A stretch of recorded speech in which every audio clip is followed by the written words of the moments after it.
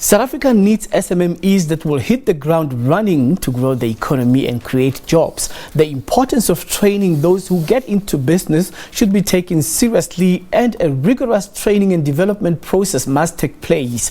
However, many find themselves at the crossroads and not knowing how to communicate in the language of business. In the business world, the ability to express oneself through the written word is highly valued and puts one on the road to success and to be clear about their business motives. To tell us more about this is Professor Graeme Addison from the Institute for the Advancement of Journalism. He is also former lecturer at the Northwest University, formerly known as UNIBO, Rhodes University and Technicon, Natal. Prof, welcome. Thank you. All right, tell us about the importance of training for the advancement of the language of business. Well, let's start at the beginning. Most people who are in any kind of a middle-class job, whether they are managers or are running a professional business or are researchers, actually write for a living. They don't realize it, but they write for a living. And there's plenty of evidence that your status in business and your success in business has a lot to do with your ability to communicate, especially in writing, and then to convey what you've written to an audience through presentations, through speeches, and through reports. So it's very important for people who are going into business to understand that they need to write. And writing is something that frightens people. They're very anxious, they develop writer's block, they find that they can't come to terms with what they've researched, they procrastinate, and eventually many will give up. And that's purely due to the anxiety that writing creates. Now, writing is not difficult, actually. We've been writing since we went into grade school. We've been writing essays, we've been writing reports, we've been writing emails. What is difficult is to understand the process of writing and get on top of it. So there are essentially 5 phases to writing. The first is to think. The second is research, look for the facts, look for the information. The third is to draft the words, put it all together. The fourth is to edit what you've written before you hand it over to an editor. And the fifth is to present it. And although these different phases of writing tend to merge and to go backwards and forwards, if you know what those processes are, you can gain the confidence to do it properly. The problem with business language is that it's not really simple for all to understand.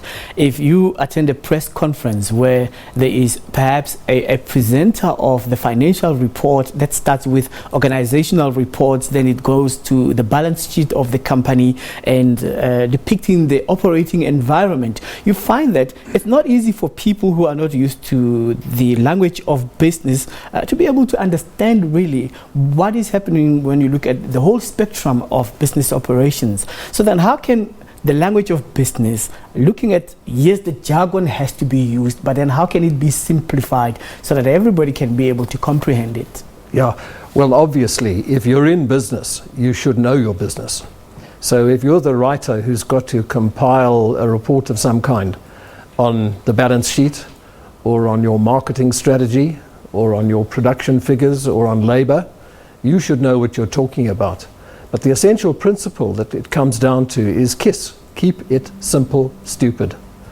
And there, the writer needs to sit back, stop using the business jargon, and think about how he would tell that story to his grandmother. What would she ask? Because she will ask the natural questions. She'll say, "What do you mean?" She'll say, "Sorry, but I don't understand that word. What does it mean?" And if you think about it in those terms, you will find that you can gain from standing back from the subject and thinking about what it is that you're trying to communicate to your audience. And as you correctly say, the audience very often does not grasp, does not understand, does not follow business jargon.